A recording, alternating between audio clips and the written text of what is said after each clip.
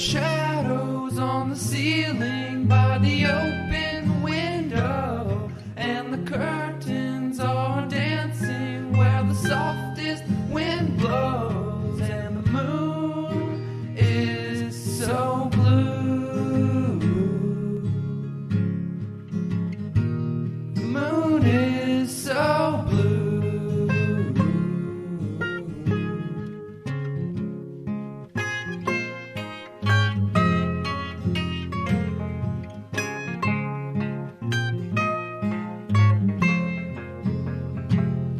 There are shadows on the ceiling by the open window, and the curtains are dancing where the softest wind blows, and the moon is so blue.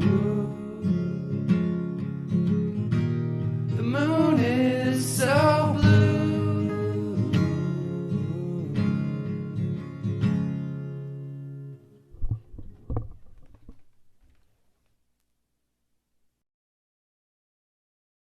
And good evening, everyone. Welcome to Hearth of Europa for this another Sunday. I am Lynx, one of your hostesses tonight, and with me I have my co-hostess Katrina. Hello. Yes, sorry, was just muting all my tabs there. There was a bit of a confusing noise. I am Katrina. I'm from the UK, for anyone who doesn't know. Hello, everyone. Hope we are having a good Sunday evening, or morning, or whatever it happens to be wherever you're at. And Yeah. tonight, we have the subject of dreams and nightmares. Mostly nightmares. They're the ones people want to tell stories about. They're the juicy ones. Yeah, it seems like it's either prophetic dreams or nightmares. You know, those strange dreams that you can make a story out of, or some belief or something. Absolutely. Yeah, and there's certainly a complicated relationship, of course, between sleep and death.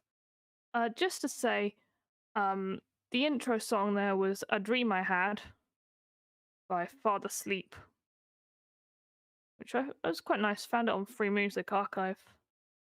Yeah, it was nice. Yeah. How we all doing? Got Beer Hall Pooch and JD Solway in the YouTube chat. Hello. Hello, guys. Good to have you here. Nice to see you. I just pushed Yeah. The DLive link in there again. Yeah, we have Promethean Healing on DLive. Good to see you as always. Very nice to see you. Yeah. Yeah. And TDJ, welcome, my lord. Welcome indeed. Yeah, we're all sparks except TDJ. So. Oh, he's not. You're not in the club. You're not in the club. You're not one of the cool people. No. Can't be cool until you got that label. Nope. Gotta be a spark to be cool. That's the rules. Yeah. Oh. You're pretty cool for not a spark. Yes. Yeah. Shame. Shame. Walk of shame. Thursday style. Yeah. But yeah. We already came upon this really through the concept of Alps and Marts, didn't we, Lynx? Yeah. And those are creatures classified as responsible for causing nightmares, correct? Yeah. In Norwegian, the name is very much given. We call them mareritt. And mare is in English Mara, and that is a creature, for the most part female, who rides you in the night and makes you have bad dreams. I don't know how well known the Mara is in the English-speaking world, so I can't say anything about that. But if it is, then nightmare is, of course, a very logical name as well. It is. I mean, I hadn't heard of them much in the English tradition. I didn't really find anything to that effect. It does seem to have been a leftover. Maybe we had them at one point. But I guess in general, we are going to talk about those a lot more later, actually. And I have found a Dutch equivalent, and some other creatures which are doing quite similar things. It definitely seems like a creature that has so many others been making their rounds all over Europe, but with slightly different names and slightly different talents or tricks or characteristics. Sparky is celebrating a 6 month sub streak. Thank you very much. It's good to have you in the club. Yay! Nice. Thank you for subscribing for 6 months. Yeah. That's really cool. Thank you. We appreciate the support. First subscribers as well, so Yes, Sparky has been around from like way early on, from the beginning almost. Yeah, definitely. But yeah, I guess dreams in general, dreams and sleep in general, from what I looked at, they seem to have a lot of association with death. So much that in the Greek mythology, Somnus, sleep, is the twin brother of Thanatos, who is death. And of course, we'll be getting into this actually, Morpheus and Phobetor being the two sons of Somnus. Two of us. Yeah, they responsible. Yeah. Two of like 1,000. He had a lot of. Yeah. He had a lot of sons. Prolific, you could say. But of course, they don't keep track of 1,000 sons. So it seems like it's mostly just a few that gets around. So but the relation between death and sleep is an interesting one. It definitely makes me think or wonder what people used to believe with people getting into a coma, for example. They might see that as a sleep, and they're not waking up, but they're not dead either. So that might be one reason for the connection between death and sleep. Yeah, and then that might also tie into stories like Sleeping Beauty and stuff like that, and Snow White, and maybe that sort of thing.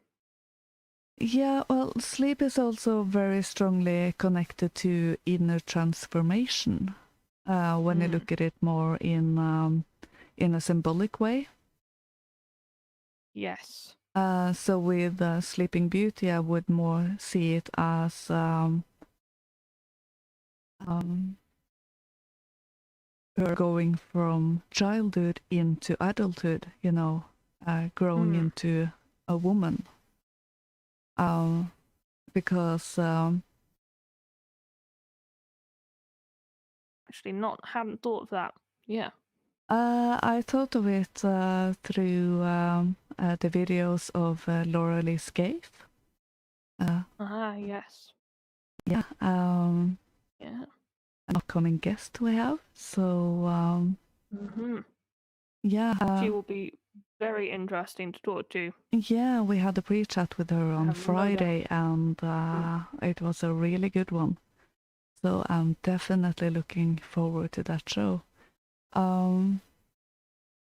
She has a video series on how Lord of the Rings are the myth for our times. And definitely something I recommend. That she points to when Eowyn is sleeping or in a coma after defeating the King of Angmar. That is a point of transformation when she matures into womanhood. And that is also tied to nightmares about being raped or other forms of penetration. And with Sleeping Beauty, you see that as she has penetrated with a sharp object, either the distaff, was it the distaff? Or I think it is a distaff. yeah, or axe.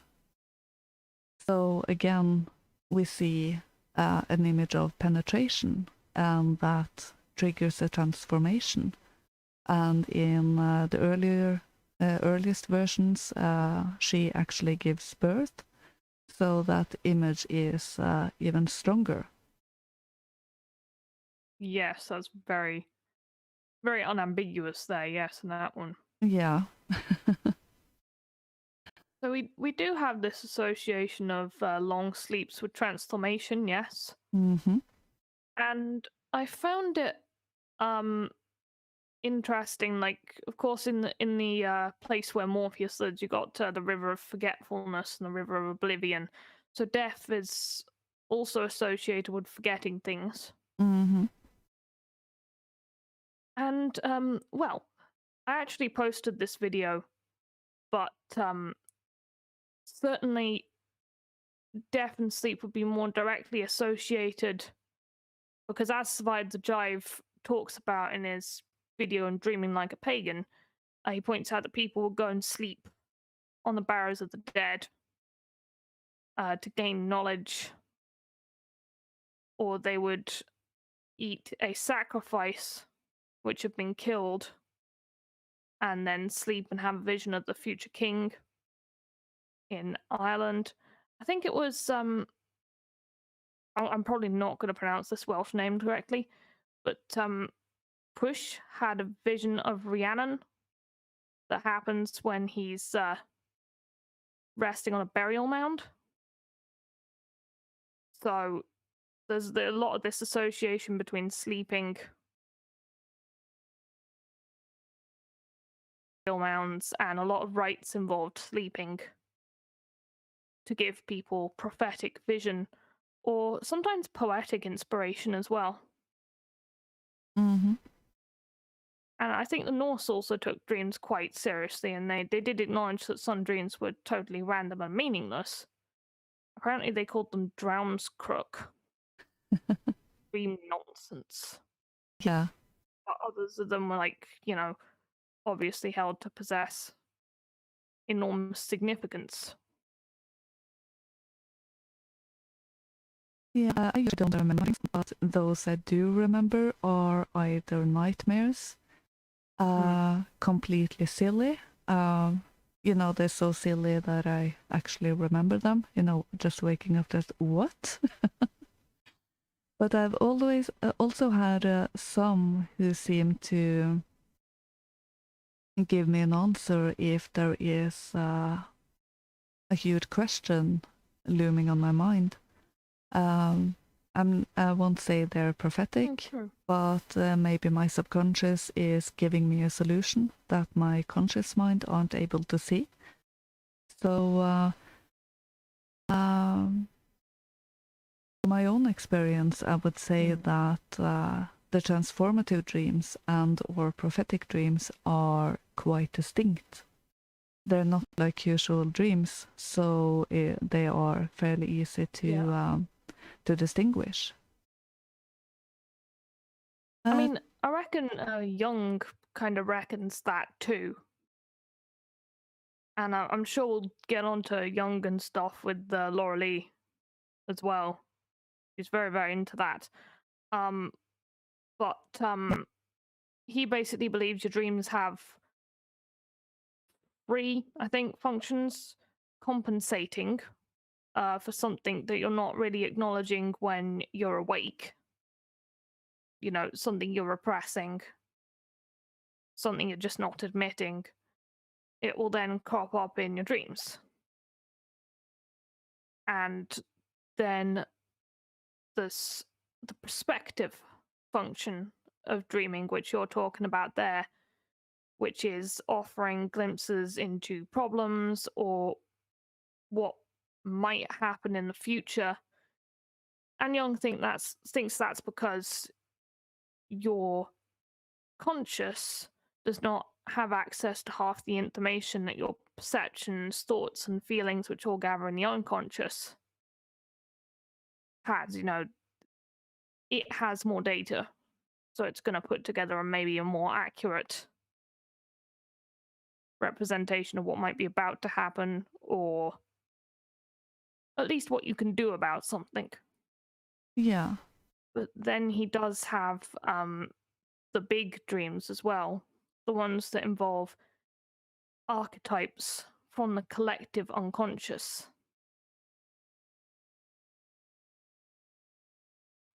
Those are your sort of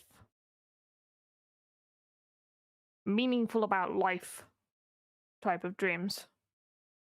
And I guess that again is Jung getting quite close to sort of dreaming like a pagan, because, you know, many people did believe that you were walking in another land when you dreamt. And it reminds me of the Fae in their world as well, the other world. Not said that name. No. Oh, well. I literally just went, oh my god, she said the word. The good folk. Yeah, it reminds me of the good folk and the other world, because when you go in there, you know, it's like you've been asleep. You don't actually realize how much time has elapsed. Mm-hmm. So the time span on the outside has been longer than the time span in there, which is very much like dreams. Yeah, in the dreamland or dream world, I would almost call that outside of time. Seems like a special place almost. Yes. I had a dream, I won't go into the specifics of it, but I did have a dream as a child that had me contemplating what life is. So, the nature of reality and everything, and my conclusion was that life is a dream. So, then... Of you? Maybe? Yeah, imagine my surprise when I grew up and came across several lines of thought which considers life a dream. And I was thinking the same at the age of 5 or something. So that was a bit jaw-dropping, I have to say. Yeah, that's a lot for a 5-year-old to take in. Yeah. Certainly. I would just like to check out the comments for a second. Beer Hall Pooch, are dreams a preview of the afterlife? Well, funny you should mention that. That seems to be the theme of a certain poem I'm reading out tonight. Not to give too much away. And I think possibly the short answer is not all, no. And hello to Scott's Armor. Nice to see you in the chat there. Yeah, good to see you. I just reopened my my YouTube app, and suddenly there was a lot in the chat. Yes, that can happen. The chat can fill up quite quickly. Oh, Ron P. Oh, thank you for subscribing. Yes, the Brutus of Troybid Full Null helped out with that. Very good work there. Mm-hmm. That was a wonderful story to tell. It was very interesting. I hadn't heard that before. So, Neither had I. Like, sort of founding myth of my country, which I think definitely falls a lot more on the myth side. I can't really speak to the historical accuracy of Brutus of Troy. Indeed, it seems like an attempt to be connected to the classical world. But it was a very fun story, nonetheless. And quite a lot of symbolism in it too. yeah, definitely. But yeah. So the first story we have tonight is Morpheus, is it not, Lynx? Yeah, that's not Morpheus. title. No, is it? It features Morpheus. I just have to go and check the title because my brain refuses to remember Oh, the wait. name.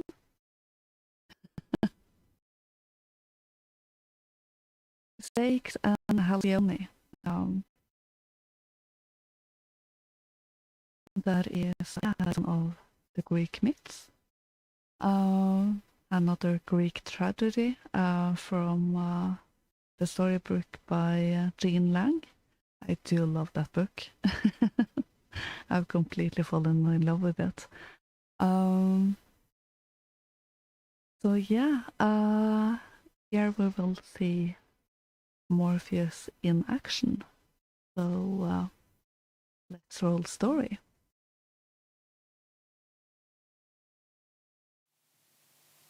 Ceyx and Halcyon. St. Martin's Summer, Halcyon Days, from King Henry IV. Halcyon Days. How often is the expression made use of? How seldom do its users realize from whence they have borrowed it? These were halcyon days, says the old man, and his memory wanders back to a time when for him all the world is young, lad, all the trees are green, and every goose has one, lad, and every lass a queen. Yet the story of Halcyon is one best to be understood by the heavy-hearted woman who wanders along the bleak sea beach and strains her weary eyes for the brown sail of the fishing boat that will never more return. Over the kingdom of Thessaly in the days of long ago there reigned a king whose name was Ceyx, son of Hesperus, the day star, and almost as radiant in grace and beauty as was his father. His wife was the fair Halcyon, daughter of Aeolus, ruler of the winds, and almost perfectly did this king and queen love one another. Their happiness was unmarred until there came a day when Ceyx had to mourn for the loss of a brother. Following close on the heels of this disaster came direful prodigies, which led Ceyx to fear that in some way he must have incurred the hostility of the gods. To him there was no way in which to discover wherein lay his fault and to make atonement for it, but by going to consult the oracle of Apollo at Clarius in Iona. When he told Halcyon what he must do, she knew well that she must not try to turn him from his solemn purpose, yet there hung over her heart a black shadow of fear, and of evil foreboding that no loving words of assurance could drive away. Most piteously she begged him to take her with him, but the king knew too well the dangers of the treacherous Aegean Sea to risk on it the life of the woman that he loved so well. "I promise," he said, "by the rays of my father, the day star, that if fate permits, I will return before the moon shall have twice rounded her orb." Down by the shore the sailors of King Ceyx awaited his coming, and when with passionately tender love he and Halcyon had taken farewell of each other, the rowers sat down on the benches and dipped their long oars into the water. With rhythmic swing they drove the great ship over the grey sea, while Ceyx stood on deck and gazed back at his wife until his eyes could no longer distinguish her from the rocks on the shore. Nor could she any longer see the white sails of the ship as it crested the restless waves. Heavier still was her heart when she turned away from the shore, and yet more heavy it grew as the day wore on, and dark night descended. For the air was full of the clamorous wailings of the fierce winds, whose joy it is to lash the waves into rage, and to strew the dead men and broken timber, the angry surf-beaten shore. "My king," she sighed to herself, "my king, my own." And through the weary hours she prayed to the gods to bring him safely back to her, and many times she offered fragrant incense to Juno, protectress of women, that she might have pity on a woman whose husband and true lover was out in the storm, a plaything for the ruthless winds and waves. A helpless plaything was the king of Thessaly, long ere the dim evening light had made of the shore of his own land but a faint grey line. The white-maned horses of Poseidon, king of the seas, began to rear their heads. And as night fell, a black curtain blotting out every landmark and all homelike things, the east wind rushed across the Aegean Sea, smiting the seahorses into madness, seizing the sails with cruel grasp and casting them into tatters before it, snapping the mast as though it were but a dry reed by the river. Before so mighty a tempest no oars could be of any avail, and for a little time only the winds and waves gamboled like a half-sated wolf-pack over their helpless prey. With hungry roar the great weight of the black water stove in the deck and swept the sailors out of the ship to choke them in its icy depths. And ever it would lift the wounded thing high up on its foaming white crests, as though to toss it to the dark sky, and ever again would suck it down into the blackness, while the shrieking winds drove it onward with howling taunts and mocking laughter. While life stayed in him, Ceyx thought only of Halcyon. He had no fear, only the fear of the grief his death must bring to her who loved him as he loved her, his peerless queen, his Halcyon. His prayers to the gods were prayers for her. For himself he asked one thing only, that the waves might bear his body to her sight, so that her gentle hands might lay him in his tomb. With shout of triumph that they had slain a king, winds and waves seized him even as he prayed, and the day-star that was hidden behind the black pall of the sky knew that his son, a brave king and a faithful lover, had gone down to the shades. When dawn, the rosy-fingered, had come to Thessaly, Halcyon, white-faced and tired-eyed, anxiously watched the sea that still was tossing in half-savage mood. Eagerly she gazed at the place where last the white sail had been seen. Was it not possible that Ceyx, having weathered a gale, might for the present have forgone his voyage to Ionia, and was returning to her to bring peace of her heart?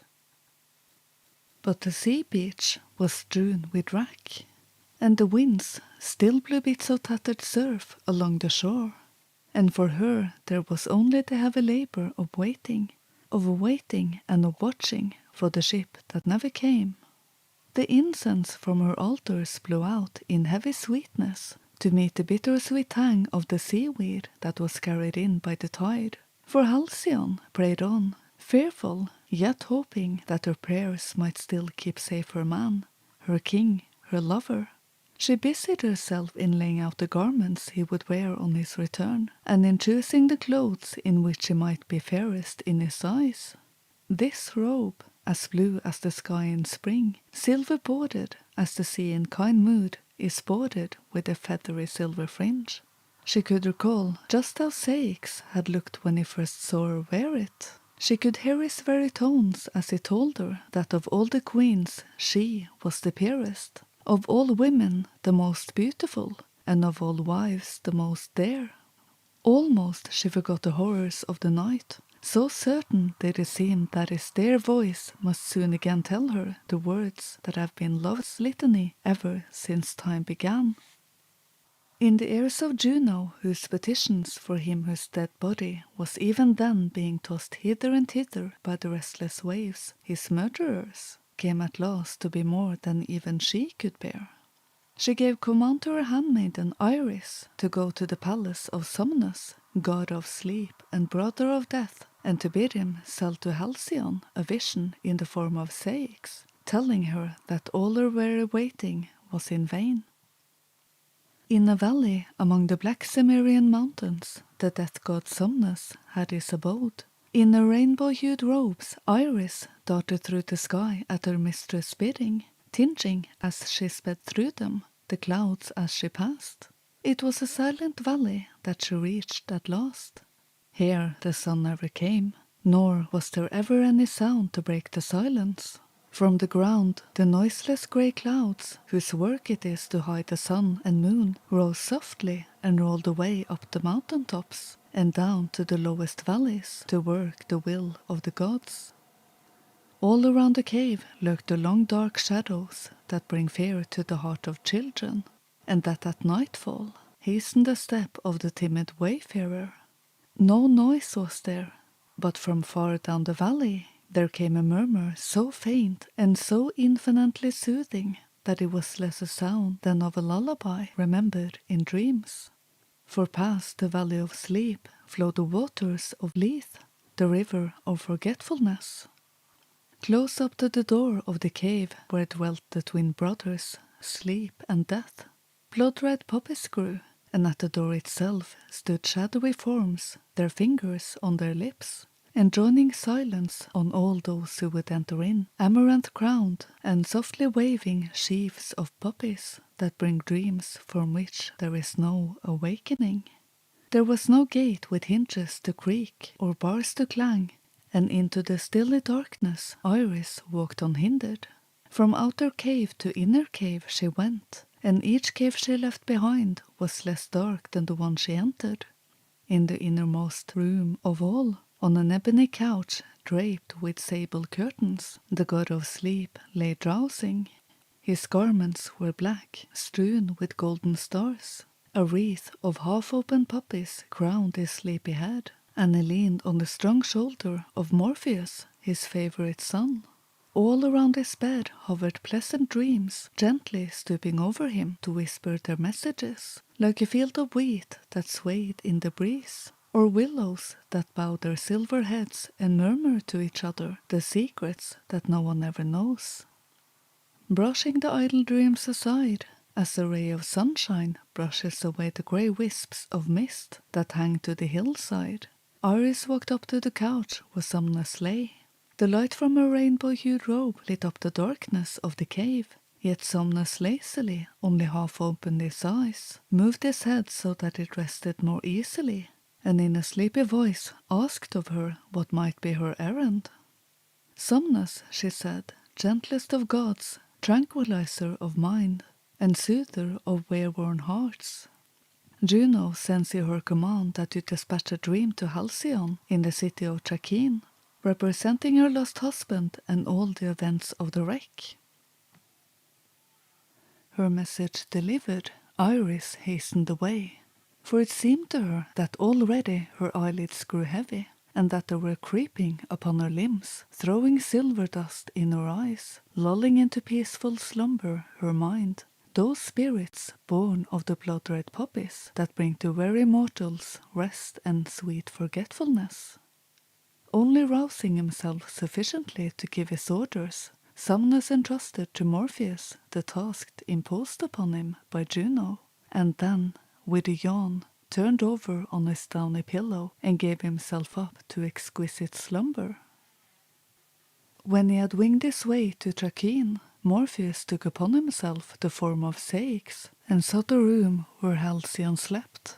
She had watched the far horizon many hours that day. For many an hour she had vainly burned incense to the gods. Tired in heart and soul, in body and in mind, she laid herself down on her couch at last, hoping for the gift of sleep. Not long had she slept in the dead still sleep that weariness and a stricken heart bring with them, when Morpheus came and stood by her side. He was only a dream, yet his face was the face of Ceyx. Not a radiant, beautiful son of the day star was the Ceyx who stood by her now and gazed on her with piteous, pitying dead eyes. His clothing dripped with sea water. In his hair was tangled the weed of the sea, uprooted by the storm. Pale, pale was his face, and his white hands gripped the stones and sands that had failed him in his dying agony. Halcyone whimpered in her sleep as she looked on him, and Morpheus stooped over her and spoke the words that he had been told to say. I am thy husband, Ceyx, Halcyone. No more do prayers and the blue circling smoke of incense avail me. Dead am I, slain by the storm and the waves. On my dead white face the skies look down, and the restless sea tosses my chill body that still seeks thee, seeking a heaven in thy dear arms, seeking rest on thy warm, loving heart.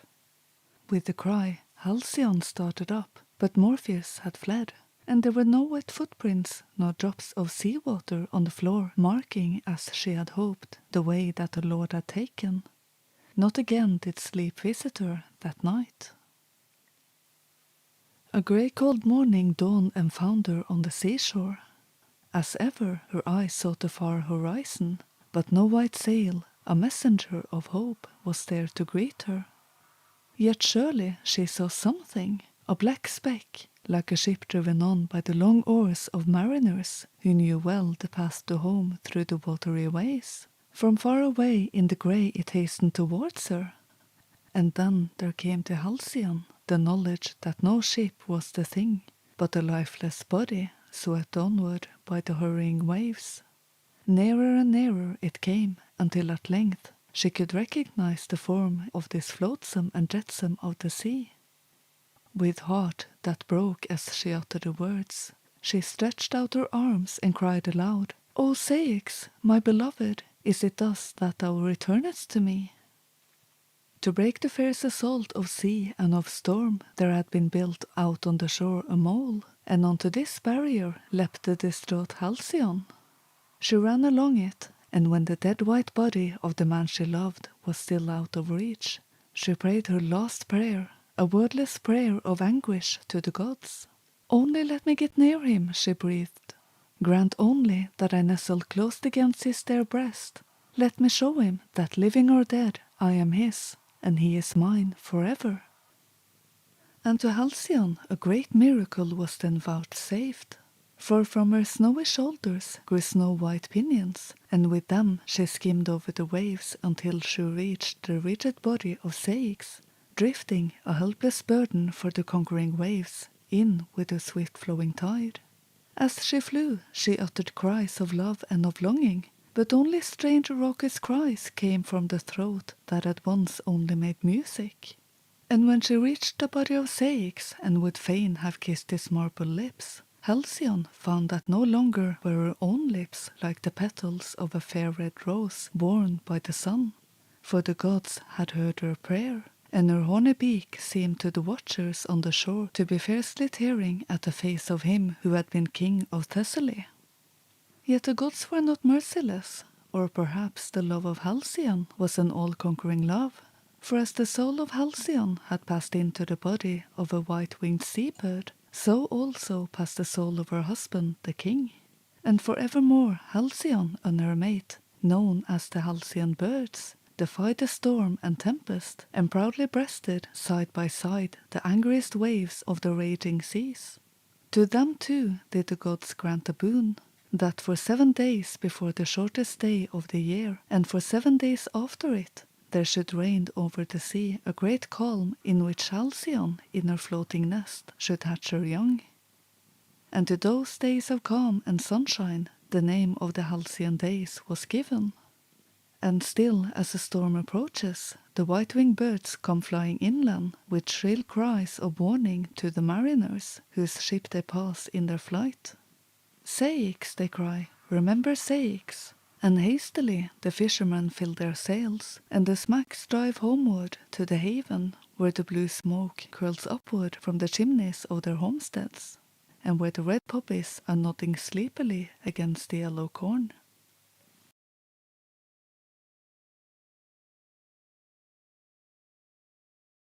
So, that was the story of Ceyx and Halcyon. Halcyon, I'm sorry. It reminds me of Allison, so I kept doing that mistake all through the reading. It drove me mad. Yeah. When something gets stuck in your mind and you can't get it out, and you have to repeat the word again and again, that's really the worst. There's some words you have to repeat so often that they stop sounding like words, and that's Yeah. the worst. Yeah. Definitely. Yeah. So, quite a tragic story there. Julius didn't do that big of an appearance, but it was dream related. I don't think it was the intended consequence Kira had in mind of giving the news that her husband was actually dead. But on the other hand,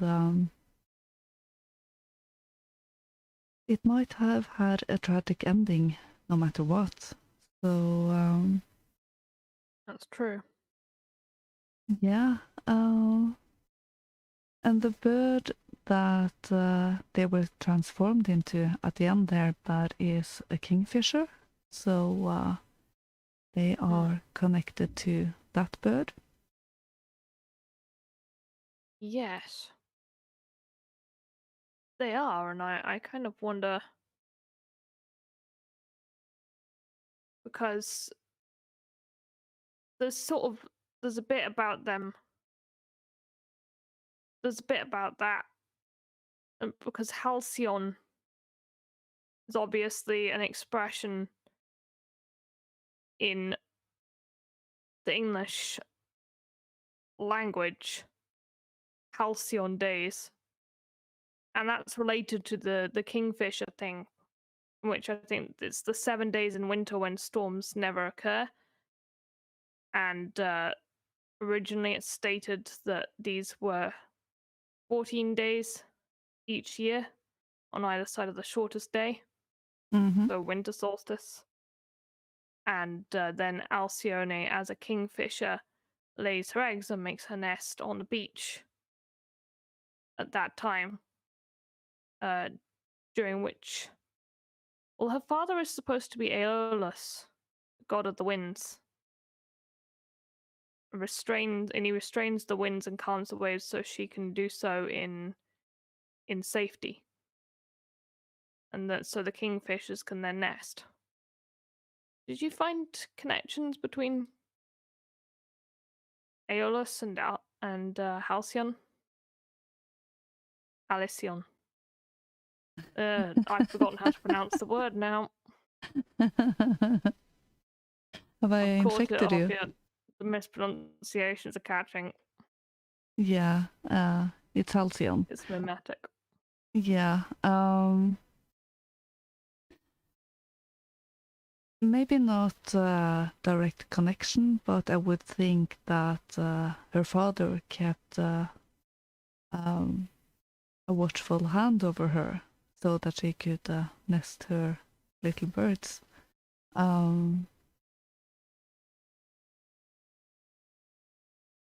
Yes. Yeah. But they do seem to, again, like a lot of these folk tales, tie into what's happening seasonally as well.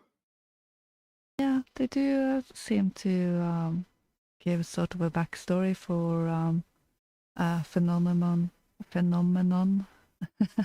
another difficult word, that we see in nature. And that is actually some of the things I like best, because it gives it a bit more of a context instead of just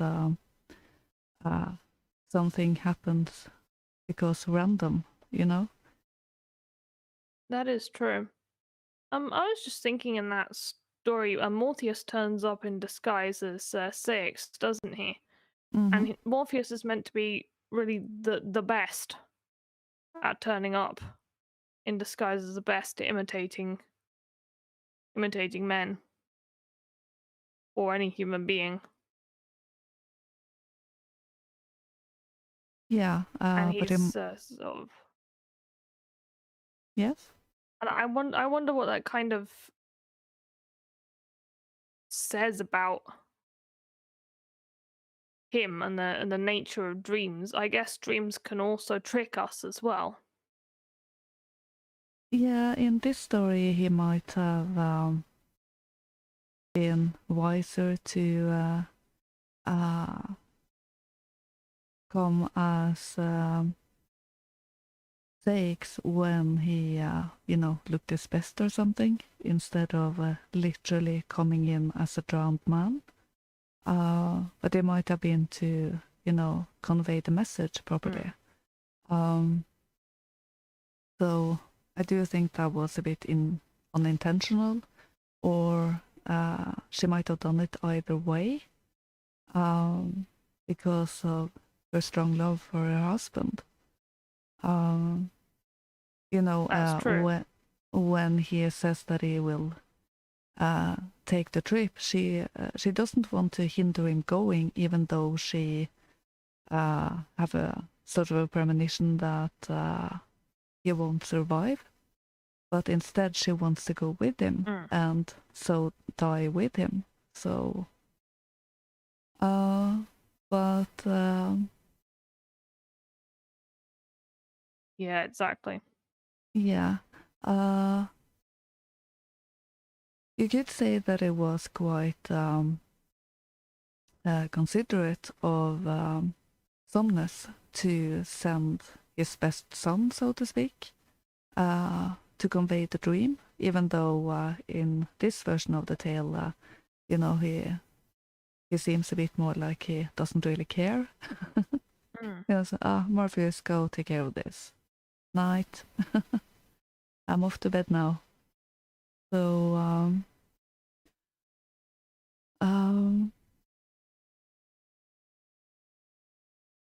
yeah. That was kind of interesting. I don't know. Did it mention in that one that they were calling each other Zeus and Hera? No, we didn't mention And it in this story, but in that's other apparently versions. what got them into trouble. Yeah. Yeah, in other versions, they thought so highly of themselves as a couple. We're the most beautiful and everything, so they started to call themselves Zeus and Hera, and that's why they angered the gods. So that is a recipe for upsetting both Zeus and Hera. Yeah, don't compare yourself to them, just in case. Nope. It's a bit cheeky. Basically, identity theft. Yeah. But the story definitely conveys an interesting theme in how dreams come to people.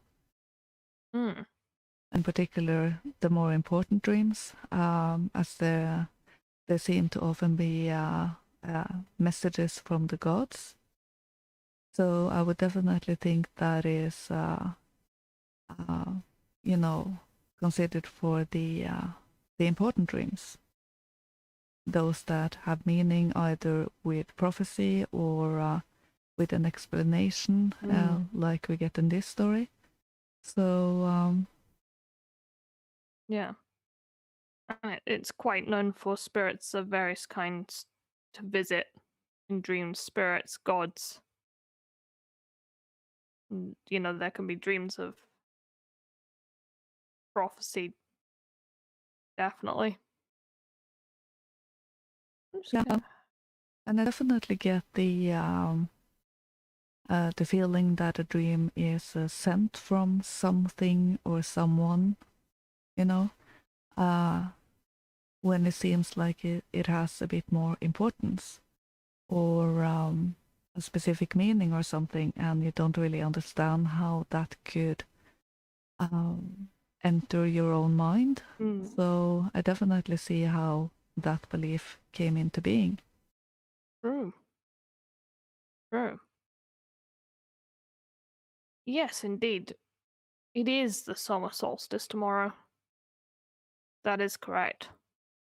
Yeah, Yeah, happy solstice to anyone who's celebrating that tomorrow. yeah, Should be good. Apparently we're definitely. using too many big words again, though.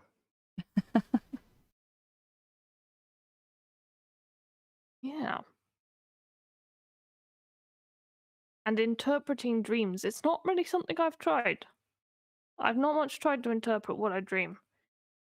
Because I tend to be forgetting the details very, very quickly. Maybe we should pay closer attention to it, though. It is a skill. I've never mastered it myself, but that is partly due to a lack of consistency. Because I forget my dreams either right away when I wake up or very shortly after, and I haven't been consistent in starting to write them down.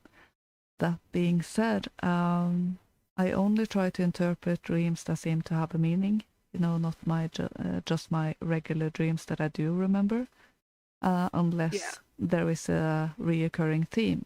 Then is something to keep an eye on, I think, because at the very least it will tell you what's going on in your subconscious. I mean, And that's true, yeah. Yeah, that might be something to keep an eye on. Dreams quite often tell me what I haven't realized that I've been worried about. Or give me an answer as to why I'm in a bad mood when I am in one. Well, that's quite handy. Yeah. I've been for 2 ice creams, and welcome to the show. When you have a tendency to distract yourself with being busy with other things, your dreams can definitely show you what you're actually feeling. Thank you for the ice cream, Stephen. Or maybe something you don't want to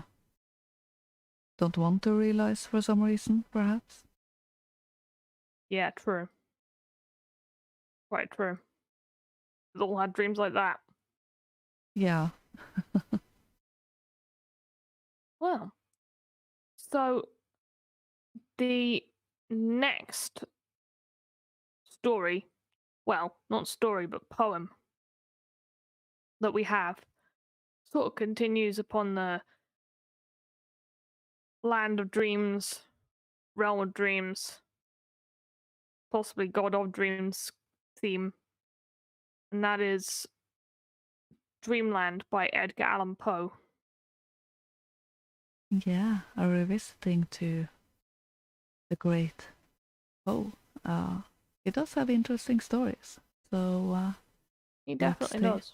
Yeah, so let's take a listen. Dreamland by Edgar Allan Poe. By a route obscure and lonely, haunted by ill angels only, where an eidolon named Night on a black throne reigns upright. I have reached these lands but newly, from an ultimate dim Thule, from a wild, weird clime that lieth sublime, out of space, out of time, bottomless vales and boundless floods, and chasms and caves and titan woods, with forms that no man can discover,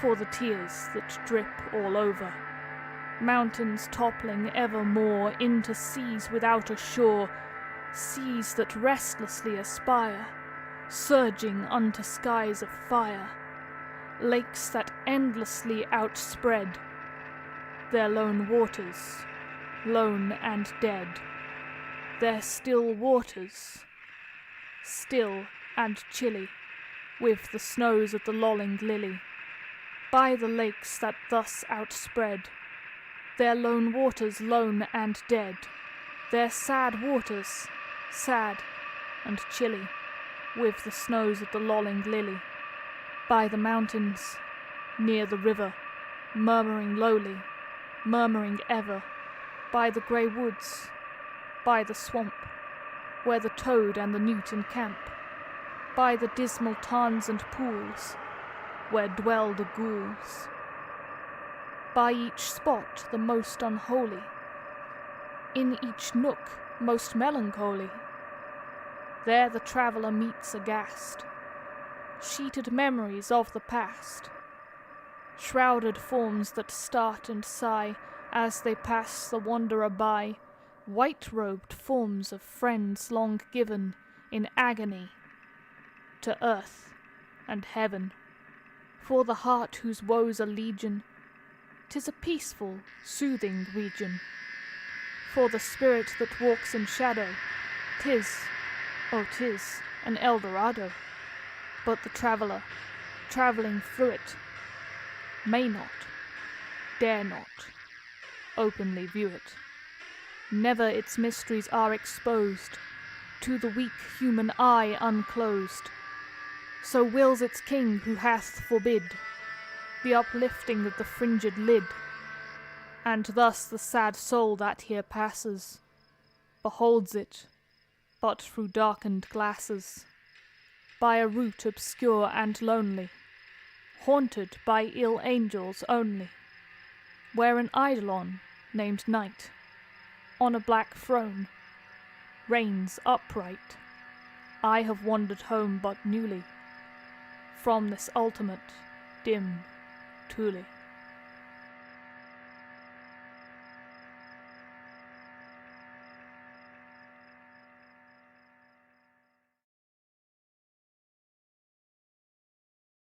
So yeah, Bo, as usual, knows how to put things into words. Absolutely, he does. Yeah. Yeah, it definitely conveyed that surreal feeling of the dreamland. Hmm. He really does, and he's making a lot of references that make it clear as well and evoke this kind of thing, because I'm sure, as many of us will know, when Poe is referring to Thule, which is a term drawn from the ancient Greeks, also called Ultima Thule, it's referred to as the most northerly place where people might live on the earth. And various locations have been referred to as Thule in geography and literature. But, it's really got these connotations of a cold, dark, mysterious land just filled with hazards. And it's definitely a mythical place beyond the known world. And so this is the term that Poe is choosing to designate to the land of dreams. It's characterized by that sort of cold, unforgiving climate and these mountains and lakes. And it's sublime, I guess, in the sense that it promotes the strongest emotions in the observer, in this case, like awe or terror. And there's a lot of emphasis in that first verse about it being beyond the boundaries of space or time, and that the traveler, who is the one who is dreaming, has left the physical world and is no longer constrained by the natural laws of space and time, which is definitely, as we've talked about, something that people did think happened during dreams and trances. But also, night as a symbol being associated with death, it kind of ties in as well here because the afterlife is not bound by the space and time. We get very strong implications. Well, we are told that this place where he is going when he dreams is the afterlife. And you sort of get links into the theme of night as a place and night as a spirit, because night is a place in Greek mythology. It's a place under the earth, which they believed was flat, where Apollo's chariot ran after it raced across the sky each day. So night was a space and a time. Or did they actually believe it was? I don't know. I'm not too up on what exactly the Greeks believed about the world. But that's what I've come across in research here. But Yeah. That's I don't know. quite You really get interesting. this picture. You really get this picture of the world itself not obeying the basic laws of physics. How do mountains topple into seas, which then blend into the sky? Which, it's quite a confusing jumble of images in your head there. It I would does say. remind me a bit of quite a few religious texts as well. With the end of the world or something, that mountains will topple into the sea and everything. There's quite a bit of a similar image in that. That's true. With the laws of physics not being applicable, my mind ties that to the name Morpheus and so the Matrix. You can definitely say that that is something they learn. And of course, trying to find a picture for that story, all I got was pictures Matrix of... Morpheus. Yeah. Yeah. Which would not have been the appropriate picture for this story at all. Okay, see you later, DDJ. Have a good one.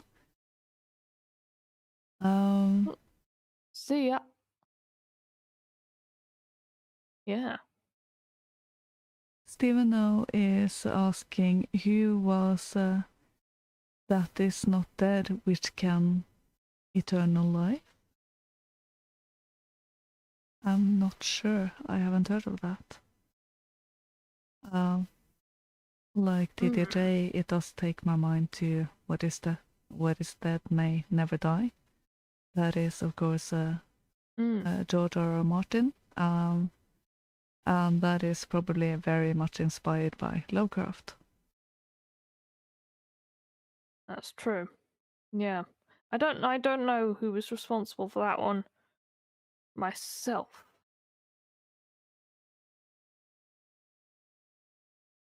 Yeah. I haven't actually read any Lovecraft. I did see I need to read more. Yeah, I did see a copy in hardback a couple of years ago in a bookstore here in English, actually. So, those library collections that they sell of classics and everything. And I was thinking of getting it, but I didn't. Yeah. No, it's certainly an author that I would like to check out more of. I don't know if he did any shorter stories, actually. That might be cool. Yeah. To read if he did. Definitely. Yeah. But maybe just a few notes on the poem. Eidolon. That's not a word in common use. And that generally refers to a dark spirit. And we're not actually clear who precisely he is, but he's called Night. So, but we're very much getting the impression that this is the land of the dead. So, it seems like the underworld and dream world and death and whoever rules over the domain of sleep are one and the same thing. He says also that it's sort of shrouded in fog, and it's unclear to those who are only passing through it in sleep. So I guess it seems to be that if you are in a deep enough of a depression or a sadness or a state, where you feel close to death or attracted to death, then you may enter the underworld during dreaming, is the premise he seems to be running on here. Yeah, or at is least interesting. the border regions. Mm. If we Yeah. picture the living realm and the realm of the dead as two circles that overlap in a certain area, Mm-hmm. I would say that midsection might be the place. Yeah. Was it sleep that is called the little death? Or was that something else? I think it is. I think sleep was called the little death, yeah. Yeah. I mean, there are other things associated with dying as well. Like the sexual climax, actually. That's associated with dying. Yeah. Particularly for women in many languages. Yeah. But that's a whole nother topic. Yeah, quite. But yeah, it's interesting that Poe says this place is a peaceful, soothing region and an El Dorado for some, for troubled souls, because an El Dorado is a place of immense riches. It means the Gilded One, and there was a legend widely believed in the 16th and 17th centuries that El Dorado was a tribal chieftain living in the Andes Mountains in present-day Colombia, and gold was so plentiful that the Gilded One covered himself with gold dust, hence the name. And it was tribal custom to throw gold and jewels into a sacred lake to honor the gods who lived there. So it really becomes synonymous with unfathomable, unimaginable wealth and grandeur. But nothing in Poe's poem is indicating that it's like that. So I guess he's saying that if your life is pretty damn terrible, this place is by comparison so much better. But for most people, it's not. It's what I think. It's what I can only presume that means. Yeah, that might be the case. Personally, I think poetry have a certain amount of subjectivity in it. So how you interpret it will be slightly different. Though I don't hold to, those who basically say that you should feel everything and then you understand it. Like with the classical music appreciation, there are classes in that, and it's basically what does this make you feel? That's not the point of it at all. But yeah, of course, when it comes to associations and everything, it's always subjective to a certain degree. even though with cultural stuff and Yeah. everything, there is a certain amount of shared interpretations, of course. Yeah. I don't know, the dreamer in this poem seems to me anyway to be quite eager to get out of there Yeah, because he sees the ghouls and he's like he can't escape them. And I I guess he's facing painful memories there. that might be the case. I do understand the feeling. Once I was dreaming that there was a serial killer running around and I saw every murder. So in the end, I got so scared that I forced myself to wake up before he killed me, before he saw that I was seeing everything and came after me. So I definitely get that feeling. Yeah, he's like, I can't see anything. There's all these ghouls around. Some of them like people I used to know. Get me out of here. Yeah, That's the impression that I do get. yeah. But he seems kind of intrigued as well. He's very entranced by the lilies. The lilies seem to have some sort of soporific effect. A what effect? An effect that makes you sleepy, Ah, or an effect that makes you transfixed in some way, yeah, okay. because you just get the impression that he's staring at these flowers drooping, and they do give off a perfume, lilies. You can just imagine that if you were to actually stray too close into them, you probably wouldn't come out again. Yeah. That is actually a theme quite similar to what we've seen with poppies. It doesn't come up often, but when poppies come up in stories, their connection to opium and drowsiness and sleepiness and everything is pointed out.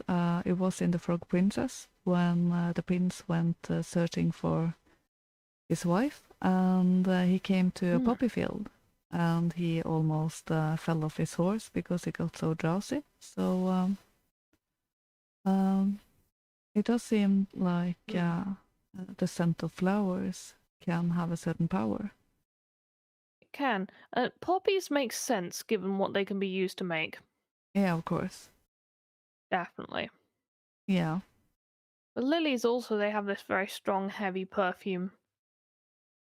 And so that makes sense too. Yeah. But yeah, it does seem very clearly that because he's in a certain state where he's receptive to it, he's fallen into this sort of borderland between life and death. He's got sort of one foot in the afterlife. Yeah. You kind of wonder if this is a dream Edgar Allan Poe had.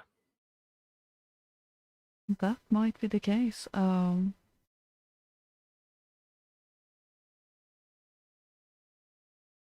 I feel like he's someone who would have been very connected to those realms yeah, psychically. yeah, he did have a peculiar and quite dark mind, it seems, at least with his stories and poems. Oh,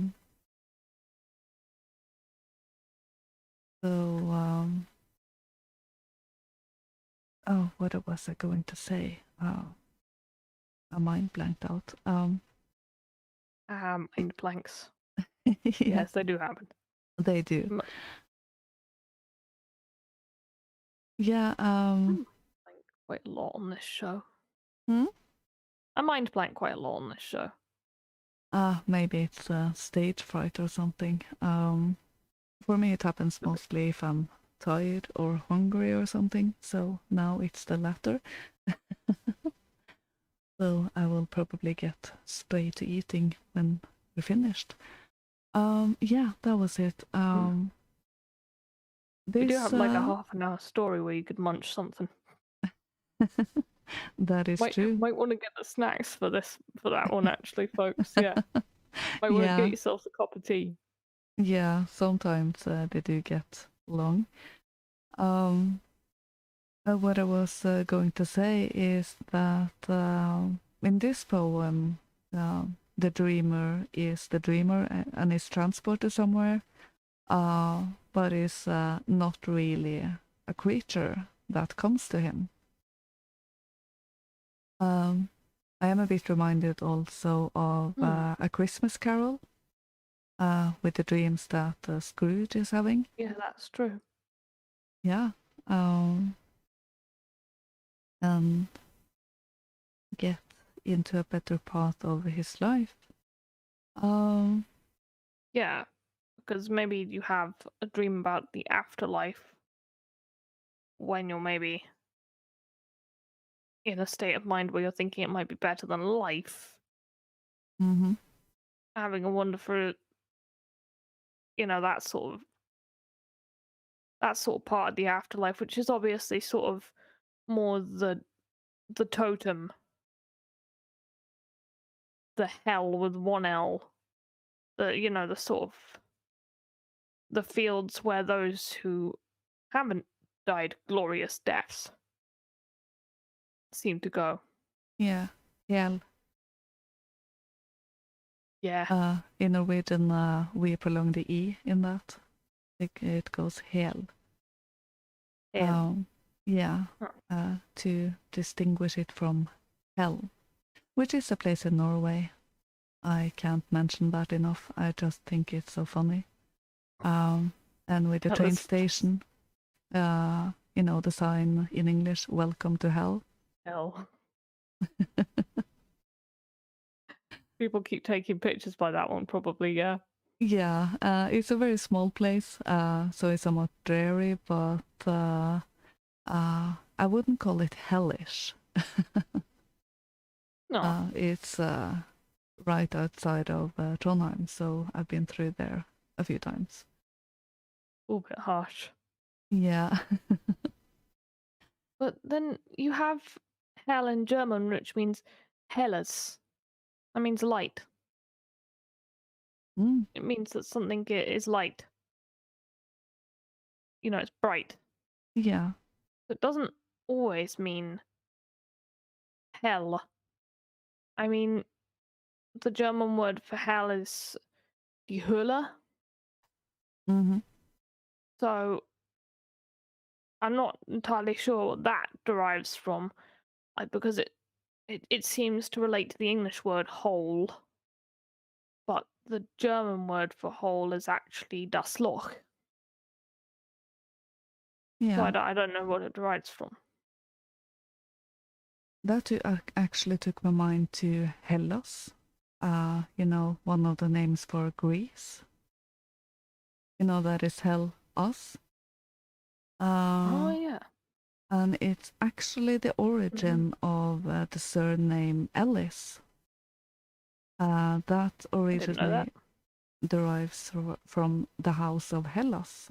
So my mind is full of little tidbits of stuff I come across. So Yeah. Oh, yeah, interesting to know. yeah.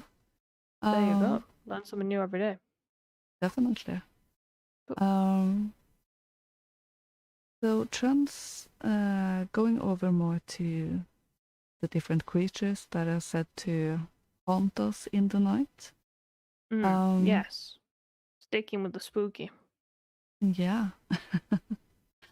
Of course, there is the incubus and the succubus. The incubus is a male demon who is, according to Wikipedia, lies upon sleeping women in order to engage in sexual activity with them. And the female counterpart is succubus. I'm not really sure how that came into being. If it was, I don't know, related to very violent or sexual dreams or something. I think so, because you certainly have something which is quite similar, which is serving a similar function in Holland. So you have a very similar, the Nachtmare or Mare, is a type of witch closely related, apparently, to werewolves, and she could change into any size she wanted, so she could sneak into any house, and she would tread out of her body at night and become a translucent vampire, often, riding an insect towards her destination. And then by riding living creatures, she depleted their energy. And the targets were oftentimes humans, but horses were also a favorite. Then sometimes, probably as a last resort, she'd ride trees as well and cause tangles in the branches. And they're generally known, like the incubus or succubus, to show up as well, they can show up as extremely good looking. When they do, they cause dreams that are very good, shall we say? Yeah. Yeah, maybe they're nice dreams. Dreams that men have sometimes. And but other times they show up and they're really old and ugly, and they cause bad dreams. Yeah. So they never show up as an average-looking person, although they have been known to show up as animals and stuff. And then I guess they still cause bad dreams when they do that. Yeah. The German version, or at least related, is the Alp. And that is also something that comes and visits at night. It's somewhat akin to a vampire. And it's connected to sleep paralysis or night terrors. And when you are quote unquote attacked by an Alp, it's called Alpdruck or Alpdrykke, which is translated into English as elf pressure. And that is when an Alp is sitting across the chest of one who is sleeping. So you feel a pressure on the chest. That is also similar to the mare in Scandinavia. But there are a few interesting stories with them, because you can catch them if you block the entrance they came in through.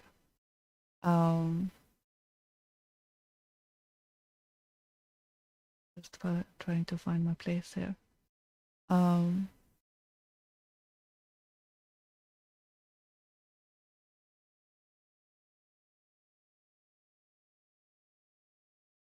I have a few short stories. I just have to find the right place.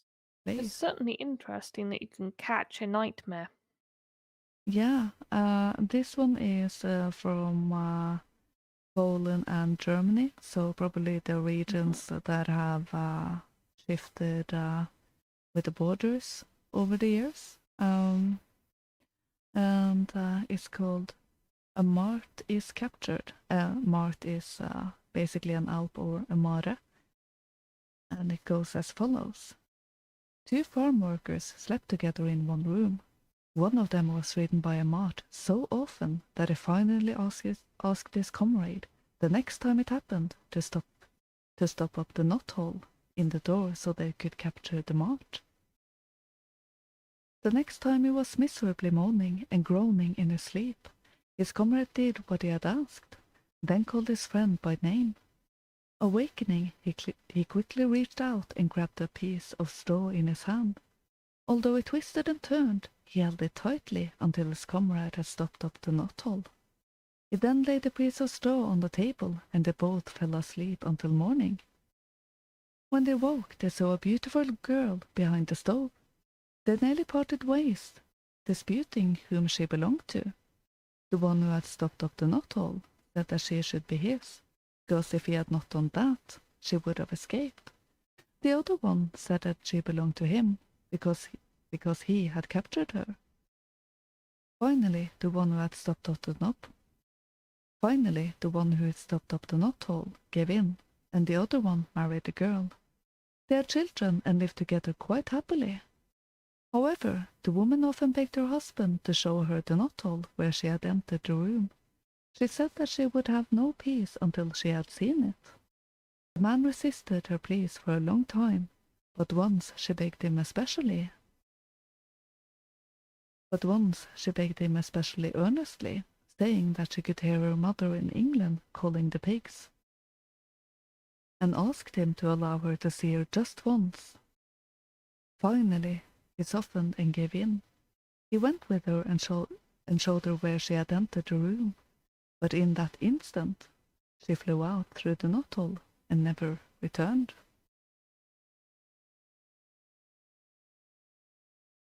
Huh. So that is quite similar to otherworldly wives that we see, that you capture, like the one from The ones with what? the silky skins. Yeah, Usually it's their skin you can't give back to them. yeah. And then there was the Christmas fairy Mm-hmm. that she had something as well, didn't she? He wasn't allowed to say a word to her. It'll come to me. Yeah.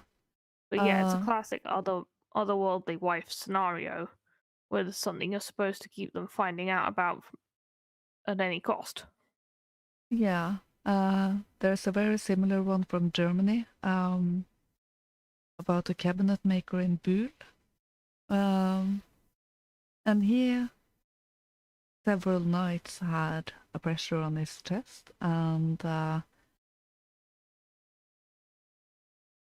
it was a cat that slipped through a hole. And once he managed to stop the hole, he could capture the cat and actually nailed it down with one of his paws. Oh no. And yeah, poor cat. Lo and behold, the next morning, in place of a cat, there was a naked woman with one of her hands nailed down to the floor. But he was very pleased with her, so he married her. And after 3 children had arrived, he showed her where she came in, and then she transformed back into a cat and ran away. So she was never seen again. Yeah. I mean, it's not terribly surprising. Would you ever stop resenting someone for nailing your hand to a floor? I would feel like probably get out as soon as I could. Mm. No, it's interesting. I like how they've just taken the fact that cats will sit on you in the night and run with it. Luna doesn't do that unless she's injured. So Oh. I haven't actually. Yeah, I I suppose haven't. it can really vary. I know people whose Yeah. cats do it all the time. Some cats do, but none of mine have ever done that. Only once, when Luna had an injury a few years back, the morning after her surgery. It was just a minor surgery, but surgery is surgery. And the next morning I woke up with her lying on my chest, and that is the only time she's done that. I guess it must be a comfort thing then. Yeah. them. Yeah, at least for her. But I suppose it can vary.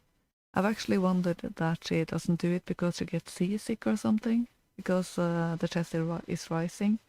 and falling. Oh yeah, could be. Yeah, maybe some like it and others don't. Yeah. And it's it's a Mm. similar story when it comes to nightmares or the mares, Mara. Yes, that's true. And there were different chants you could do to Yes. keep them away. And Actually, I've got one here. I could read it out in German and in English. mhm. Hier leg ich mich schlafen. Keine Nachtmahl soll mich plagen, bis sie schwemmen alle Wasser, die auf Erden fließen, und tellet alle Sterne, die am Firmament erscheinen. Dazu helfe mir Gott Vater, Sohn und Heiliger Geist. Amen. So, I lay me here to sleep. No nightmare shall plague me until they swim all the waters that flow upon the earth, and count all the stars that appear in the firmament. Thus help me God Father, Son, and Holy Ghost. Amen. That's one of the charms that you could use to keep away nightmares. Yeah. I won't have a nightmare until nightmare's the only thing left on the earth. Yeah. It does remind me also of the rhymes or prayers you could do to keep Necken away. Mhm. Yeah, we had so- rhymes and prayers for keeping fairies and trolls away, didn't we? There was the prayer that the girl forgot to say whilst gathering the berries in that one story. Yeah. Yeah. You have to remember your prayers, or else Mm. something bad might happen. Yes, indeed. But I guess there were a few names for them. The most common name for them in northern Germany seems to end with a pronounced T. And then grammatically it can be either a masculine or feminine word. So there's night mots, and there's the designation Alp, as we said. And the mart is primarily known for sitting on the sleeping person's chest and depriving him of motion and speech. Apparently the mart can be captured by grasping it with an inherited glove, as well Yeah. as closing up the room's openings. Yeah. An inherited or- glove. Yeah. Can't be a new one. And it can't be Mm. just given, it has to be inherited. Yeah. You can also keep have them to- away You have by to catch it with your grandfather's glove. yeah. You can also keep it away by how you place your shoes at night. Yes. So they seem In the to, right direction. yeah. So take care in how you place your shoes. Definitely. Was it towards the door? I think it was if you point your shoes towards the opening, then the mart will be kept away. I'm trying to find it. Yeah, me too. But certainly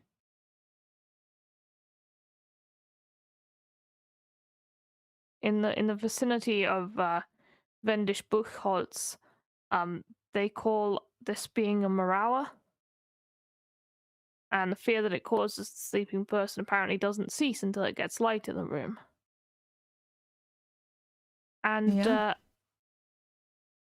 because of the thing we were talking about with them riding trees, and that they grow together in curls until they look almost like nests, apparently during a rainstorm you can't stand between you can't stand beneath, sorry, those nests, because if a raindrop falls on you from that nest of branches, that tangle of branches, then you will have a Murawa sit on you during the night. Ouch. And also, a person whose eyebrows grow together is called a Murawa. And they can be either a man or a woman, but only a person born on a Sunday. If they are pressing against you, you should say that you want to give them something, and then they'll come the next day to get it. Yeah, it was also said if someone was lame, they could end up give nightmares to people in the vicinity. Mm. So, have a limp or a monobrow doesn't seem to be good things, apparently. No, they seem to be very much, I don't like people with monobrows. Get a monobrow, people go around thinking you cause nightmares. Yeah. Must have been rough. Fortunately, I haven't met many of those, so... Like a lot of creatures, if you call them by their name, if you think you know who the Mart is, because they're essentially witches, aren't they? Yeah. If you think you know who the Mart is, you call them by their name, and then they'll have to retreat. Yeah. There is an interesting part of the Ynglinga saga by Snorri Sturluson. That is part of the Norwegian king sagas. I don't know which number of king it was, but one called Vanlandi. And he took the kingdom after his father Vegdir. And he traveled a lot, and he stayed one winter in Finland, and then he stayed with Sna the Old, and married his daughter Driva. And in the spring he went away, and he told Driva that he was going to be back after 3 winters. But when 10 winters had passed, Driva became a bit angry. And she called Huld, a witch woman, to either draw Vanlandi back or kill him. And at that time, Vanlandi was in Uppsala, and he got this fierce longing to go to Finland. But all of his friends and counselors said that, no, this is witchcraft from Finland, don't go. So he got really tired and fell into a deep sleep. And then the mayor came and started to trampling on him. And his men sprang up and tried to get her away and save the king. But when it came to his head, she started trampling on his feet and broke them, or nearly so. Oh. So, of course, they shifted to his feet, and then he smothered his head, and he died. So his body was burned in the river called Skuta, and they placed a standing stone. So the poem connected to that was, but on the way to Willy's brother, evil wights bore Vanlandi. Then they trod the troll-wise sorceress on the warrior lord, and there was burned on the Skuta bank that generous man whom the mayor killed. So the name Huld reminds me of Huldra, of course. So I wonder if there is a connection there. I do wonder, yeah. Yeah, and that was tell something of the origin of Huldra, and also how they viewed witch women. They weren't completely human. And also, interestingly enough, Sna the Old is basically Snö the Old, which is snow. I forgot myself and said it in Norwegian. And Driva is a word for snowdrift. And what Oh. happens when you stay in the snow and the snow drifts? You get sleepy because of hypothermia and you fall asleep and you die. Yes, you do. So, That is a very relevant connection actually there. yeah, I would think so. So, maybe no wonder he didn't want to go back. And, talk about the little death. So, It's true. yeah, I think that was the earliest known occasion of Mare in the Mm. Norse tradition. Just a second. Yeah.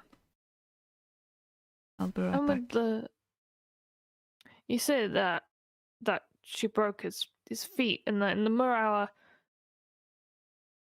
Murawa version of this sort of creature, you feel her weight on your feet and then on your stomach and then your chest. And it goes up your body. And that's the order in which you feel it. So they start from the bottom.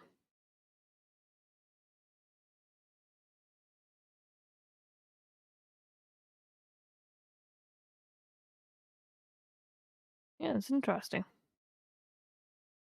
Didn't think it would link back to the Huldra, actually. That's cool. Connections all over the place.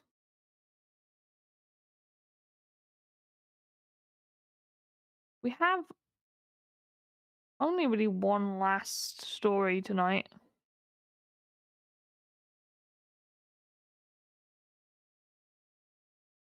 I'm wondering where Lynx has gone. Lynx is on mute at the moment. But we have one last story tonight. And that's about, well, a classic of sleep-related stories. Sure many of you have heard of him. It's the Sandman. Yeah. Sorry about that. Luna was hungry and wanted food. So, Luna must yeah. have food. Yeah, she does. Yes, She indeed. has to recuperate. Mm. So we are ready for the last story. Yes. Okay. Oh, good evening, Etherin, by the way. Yeah, good evening. Good Nice to see you. you. And Illumin Fortis, I suppose is the way to say it. Okay. Maybe. I've always just thought of it as Illuminatus. That might be the case as well. I can take things a bit literally, so. Okay, Yeah. but let's take a listen to the Sandman and Yes. make yourself comfortable. It is a long story. It's a bit of a long one, yeah. Yeah.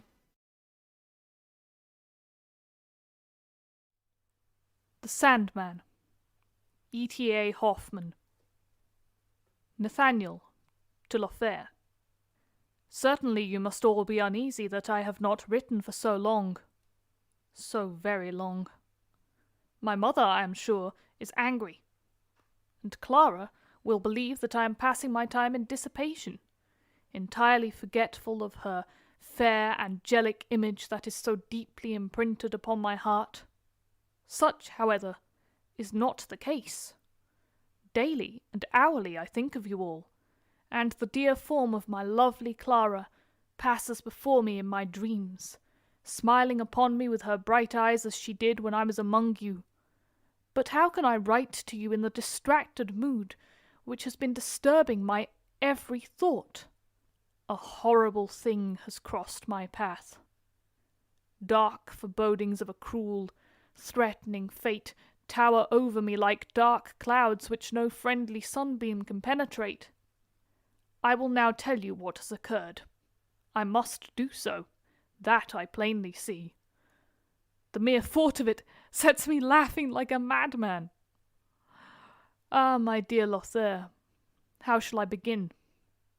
How shall I make you in any way realize that what happened to me a few days ago can really have had such a fatal effect on my life? If you were here, you could see for yourself. But, as it is, you will certainly take me for a crazy fellow who sees ghosts. To be brief, this horrible occurrence, the painful impression which I am in vain endeavouring to throw off, is nothing more than this: that some days ago, namely on the 30th of October at 12 o'clock noon, a barometer dealer came into my room and offered me his wares.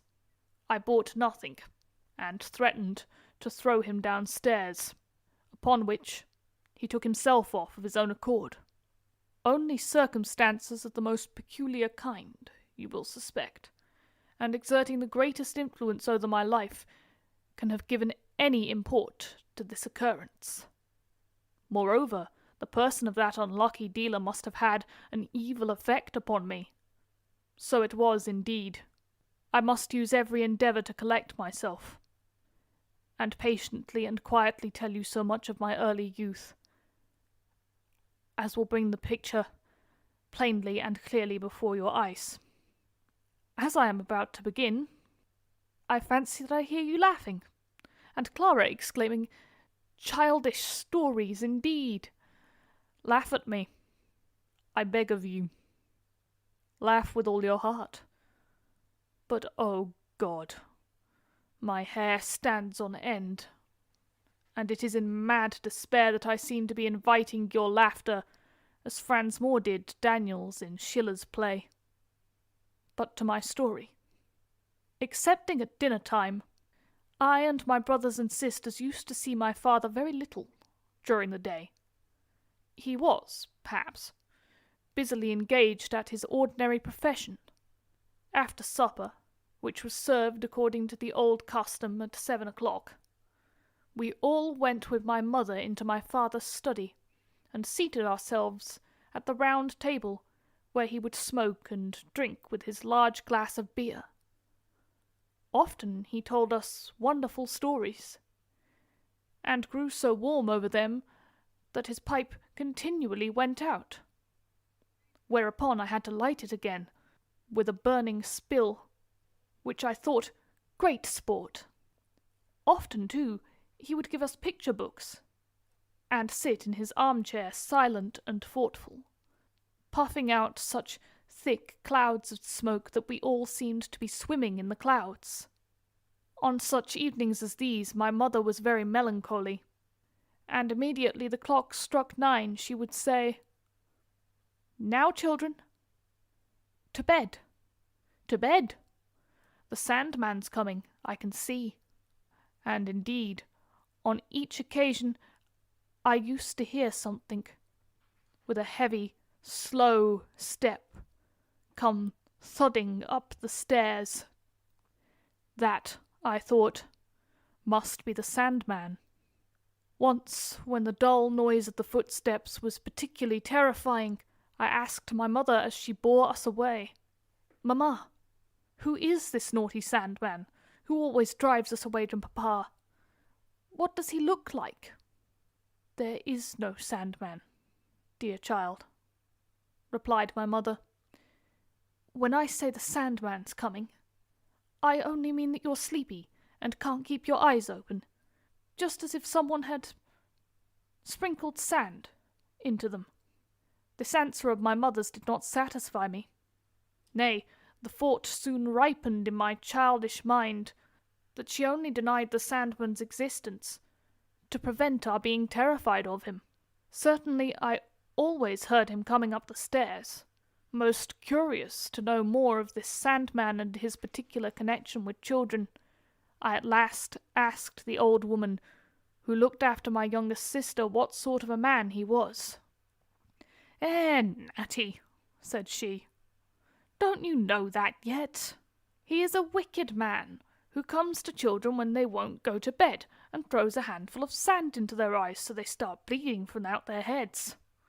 He puts their eyes in a bag and carries them to the Crescent Moon to feed his own children, who sit in the nest up there.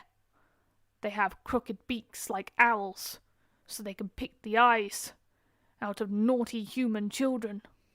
A most frightful picture of the cruel Sandman became impressed upon my mind, so that when in the evening I heard the noise on the stairs I trembled with agony and alarm, and my mother could get nothing out of me but the cry, "The Sandman!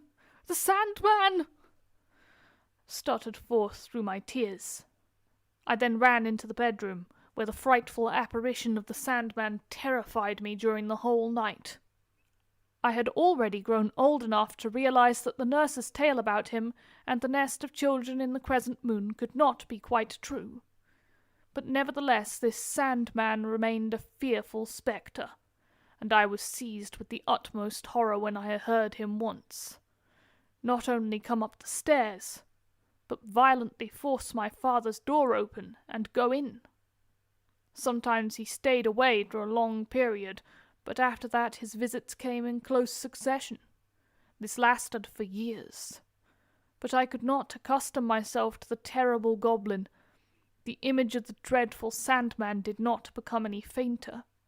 His intercourse with my father began more and more to occupy my fancy. Yet an unconquerable fear prevented me from asking my father about it.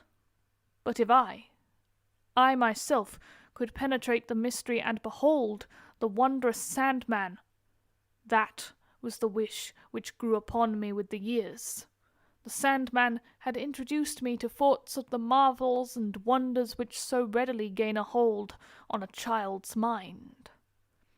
I enjoyed nothing better than reading or hearing horrible stories of goblins, witches, pygmies, etc., but the most horrible of all was the Sandman, whom I was always drawing with chalk or charcoal on the tables, cupboards, and walls, in the oddest and most frightful shapes. When I was 10 years old, my mother removed me from the night nursery into a little chamber situated in the corridor near my father's room. Still, as before, we were obliged to make a speedy departure on the stroke of 9. As soon as the unknown step sounded on the stair, from my little chamber I could hear how he entered my father's room, and then it was that I seemed to detect a thin vapour with a singular odour spreading through the house, stronger and stronger. With my curiosity grew my resolution that somehow I would make the Sandman's acquaintance. Often I sneaked from my room to the corridor when my mother had passed, but never could I discover anything, for the Sandman had always gone in at the door when I reached the place where I might have seen him. At last, driven by an irresistible impulse, I resolved to hide myself in my father's room and await his presence there. From my father's silence and my mother's melancholy face, I perceived one evening that the Sandman was coming. I therefore feigned great weariness, left the room before 9 o'clock, and hid myself in a corner close to the door. The house door groaned, and the heavy, slow, creaking step came up the passage and towards the stairs. My mother passed me, with the rest of the children. Softly, very softly, I swiftly darted into the room and behind the curtain which covered an open cupboard close to the door, in which my father's clothes were hanging. The steps sounded nearer and nearer. There was a strange coughing and scraping and murmuring without.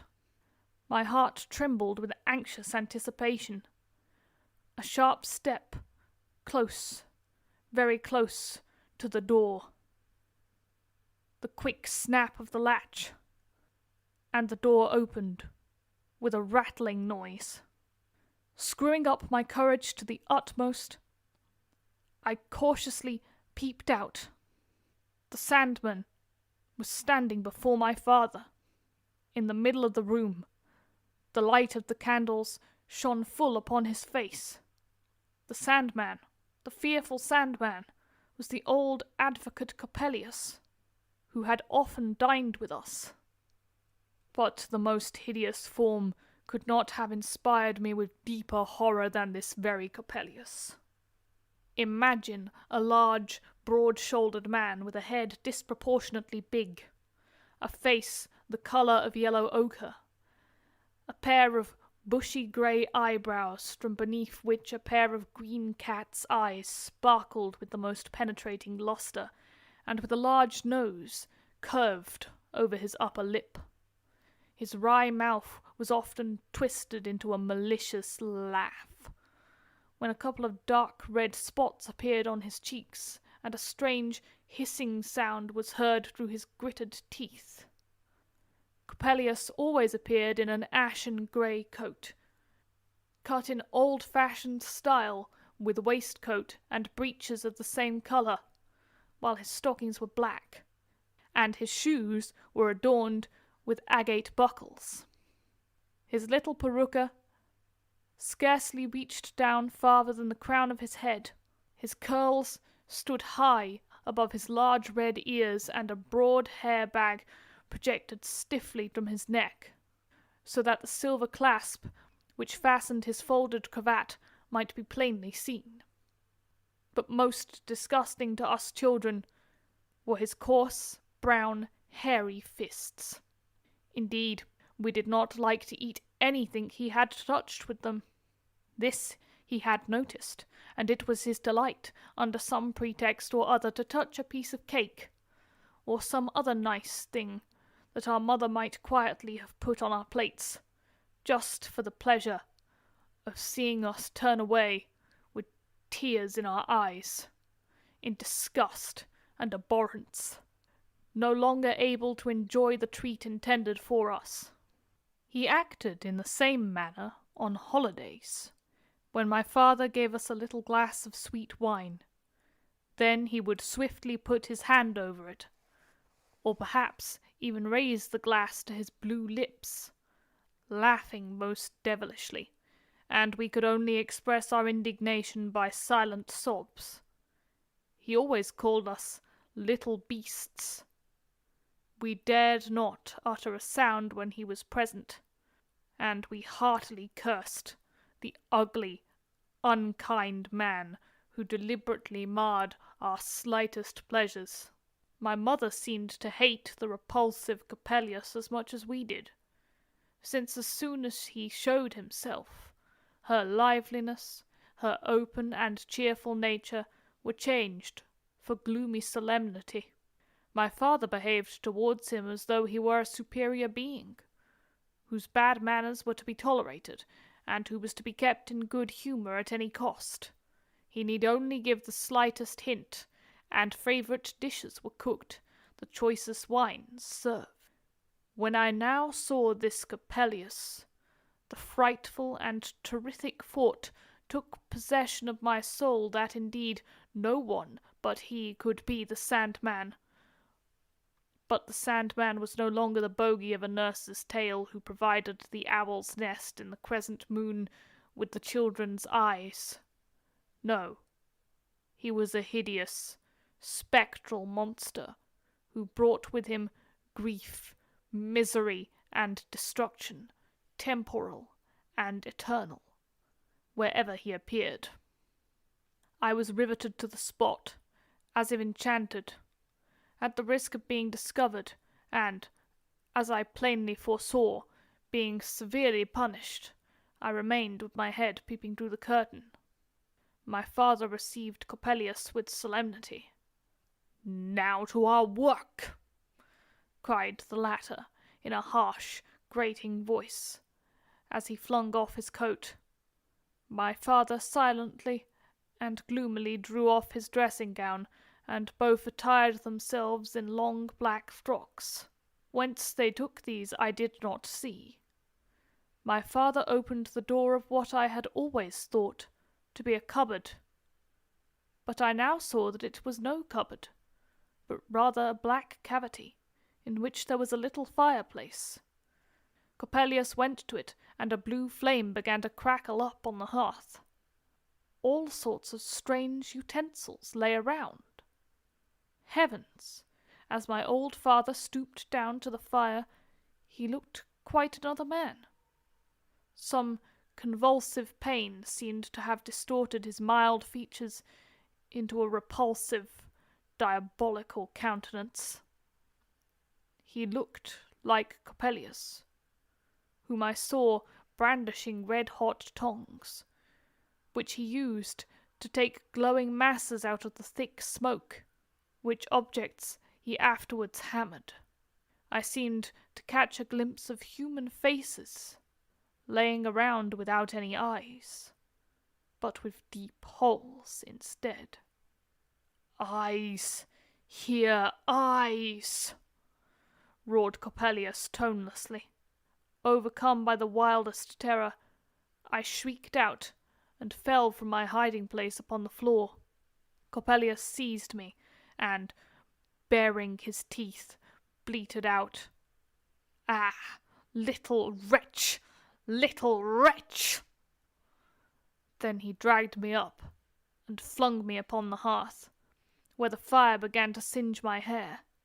"Now we have eyes enough, a pretty pair of child's eyes," he whispered, and taking some red-hot grains out of the flames with his bare hands, he was about to sprinkle them in my eyes. My father, upon this, raised his hands in supplication, crying, "Master, master, leave my Nathaniel his eyes." Whereupon Coppelius answered with a shrill laugh, "Well, let the lad have his eyes, and do his share of the world's crying. But we will examine the mechanism of his hands and feet." And then he seized me so roughly that my joints cracked, and screwed off my hands and feet, afterwards putting them back again, one after the other. "There's something wrong here," he mumbled, "but now it's as good as ever. The old man has caught the idea," hissed and lisped Coppelius.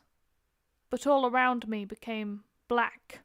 A sudden cramp darted through my bones and nerves, and I lost consciousness. A gentle, warm breath passed over my face. I woke as from the sleep of death. My mother had been stooping over me. Is the Sandman still there?" I stammered. No, my dear child. He has gone away. Long ago. He won't hurt you," said my mother, kissing her darling as he regained his senses. "Why should I weary you, my dear Lothair, with diffuse details, when I have so much more to tell? Suffice it to say, I had been discovered eavesdropping and ill-used by Coppelius. Agony and terror had brought on delirium and fever, from which I lay sick for several weeks. Is the Sandman still there? That was my first sensible word and sign of my amendment, my recovery. I have only to tell you now of this most frightful moment. In all my youth, and you will be convinced that it is no fault of my eyes that everything seems colourless to me. You will indeed know that a dark fatality has hung over my life, a gloomy veil of clouds, which I shall perhaps only tear away in death. Coppelius was no more to be seen. It was said that he had left the town. About a year might have elapsed.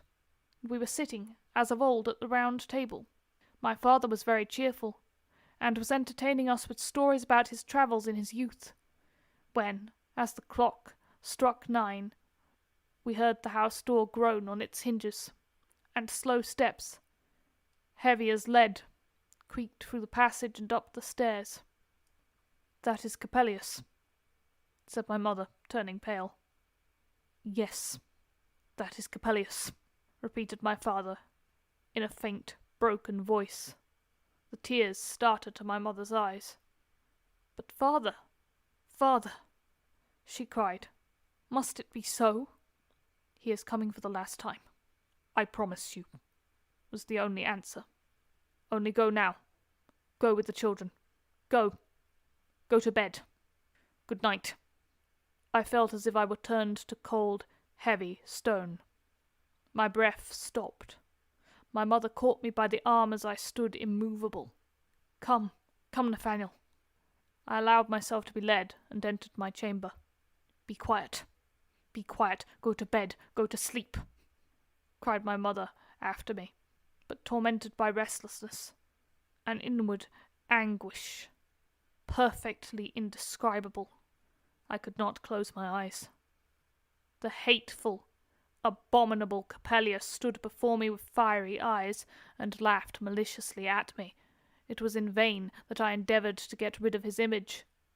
About midnight there was a frightful noise like the firing of a gun.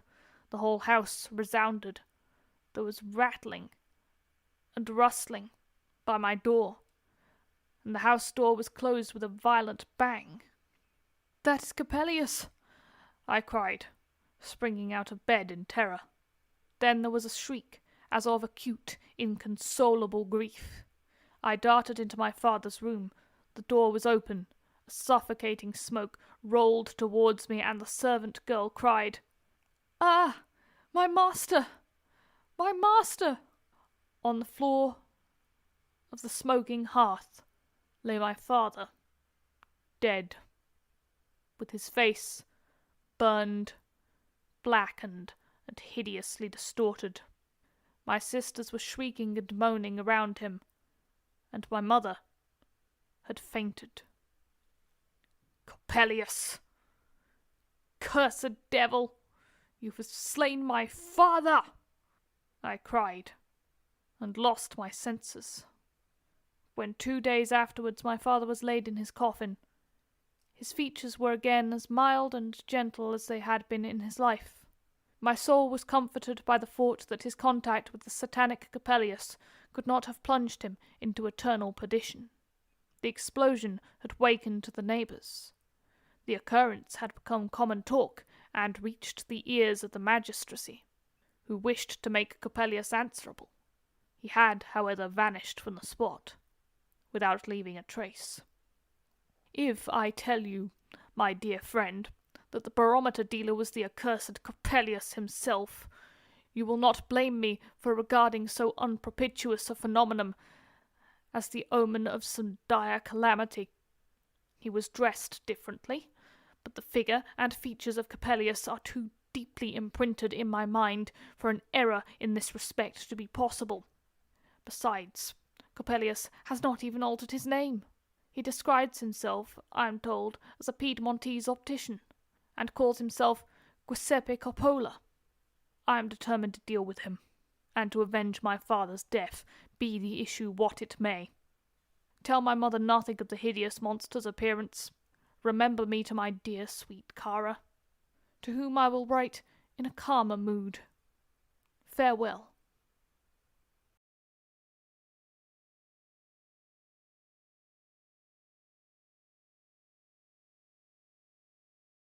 So, quite a story there. I hadn't heard that one earlier, or before. It's a bit of a to be continued, because the story takes place in the format of 3 letters corresponding between various sets of people.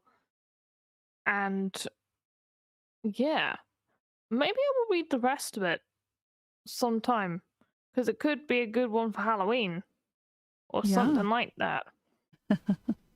Definitely got those vibes. Yeah. Who's the author of it? E.T.A. Hoffman. Don't Okay. ask me what ETA stands for, but the name of the author is Hoffman, and it's a short story in German originally, and I have looked at the German version as well. Very long for a short story, but I suppose that's in comparison to books. But yeah, I sort of had a few theories about that one from the initial reading, and that first letter taken in isolation not to give really in any way too many of the themes of the second or third letter away.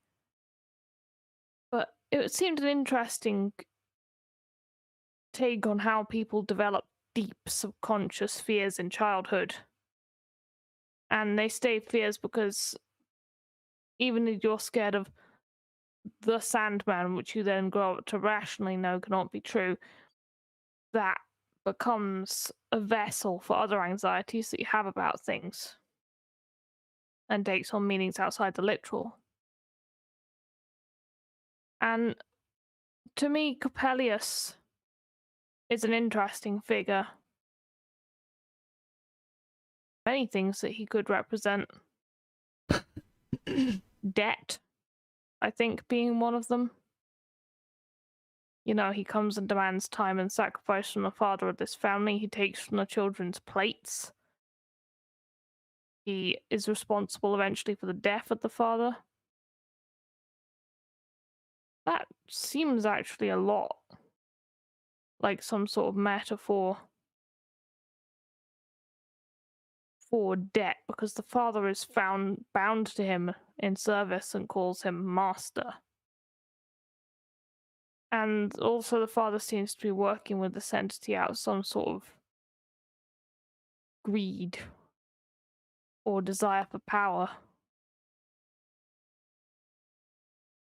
And so therefore, these occult business dealings happening in the middle of the night. And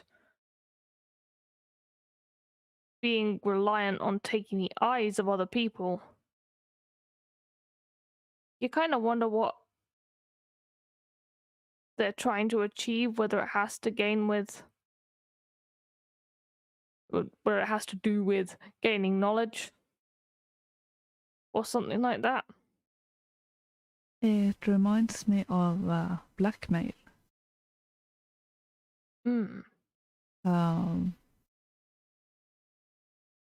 Tied to, power people who use blackmail to keep people in line.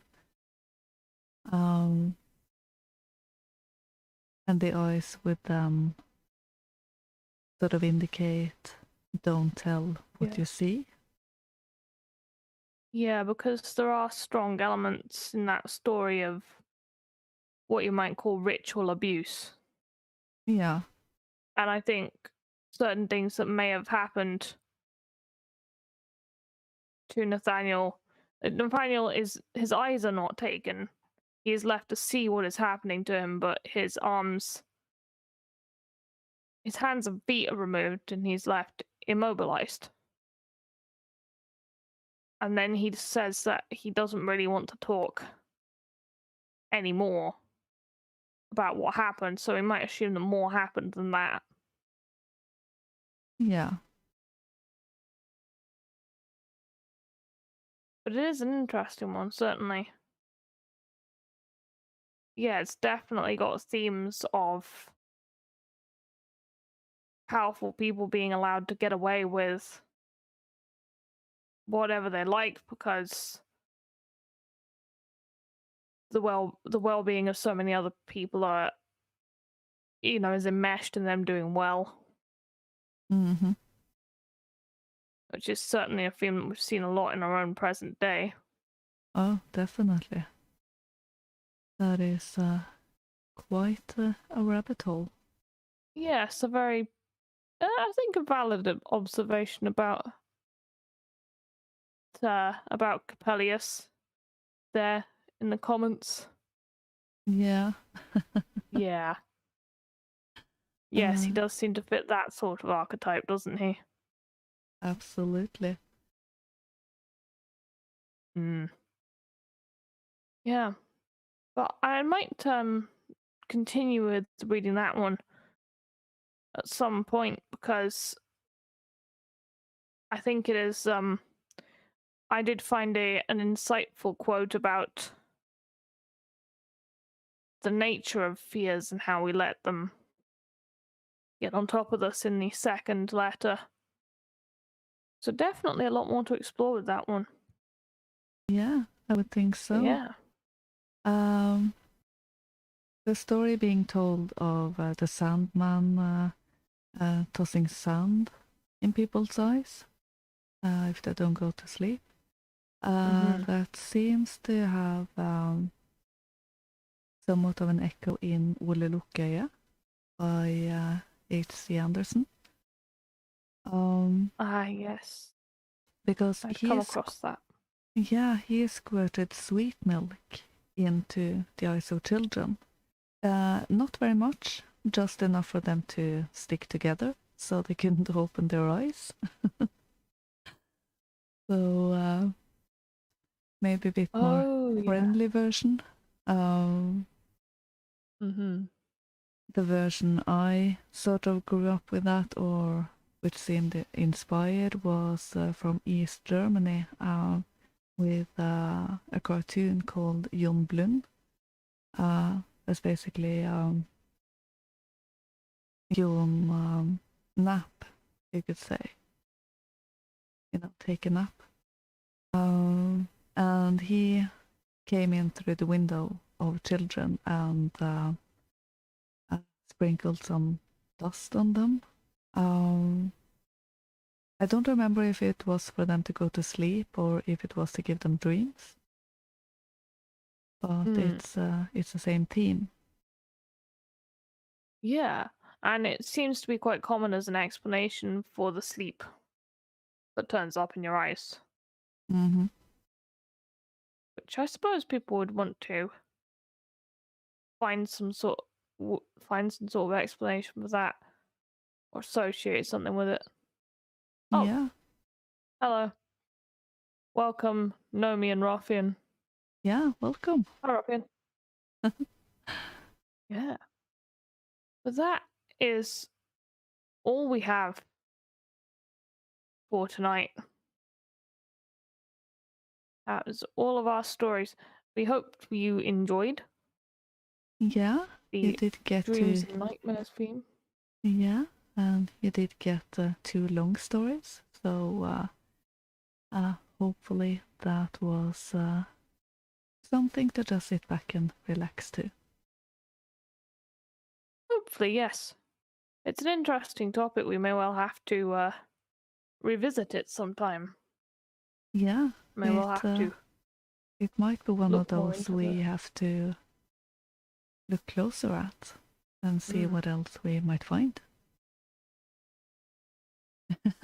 Daniel in YouTube, and now I can use a little nap. Well, I don't know where you're at, Daniel, but I'm gonna get my head down for a solid 8 hours. To be honest, after this. Yeah, I'll get some food and then get some sleep. But I hope you don't dream of the Sandman. Oh no, don't dream of him. No. Oh, thank you very much, Sparky, for the diamond. Great stories. Good night, ladies. Oh, thank you. Thank you very much. Much appreciated. Sparky has given 2 diamonds during the stream today, and this is very, very generous of him. Absolutely. Yeah. So, yeah, I hope you'll have a good Sunday, whatever is left of it, depending on where you are, and that you have a good week, and we will be back next Sunday at the same time. Yes, we will. Stay tuned for themes and such the like. Yeah, we do have a special episode on the 4th of July. Then we will have a special guest, Laura Lee Scaife. And it probably won't be any stories in it, but we will talk about The Lord of the Rings as a myth for our times, and what we can find in the story to draw inspiration and grow to face the tasks that are ahead of us. Yes. Very important stuff. Absolutely. And she has a video series on that. We will tweet that out and and on Telegram.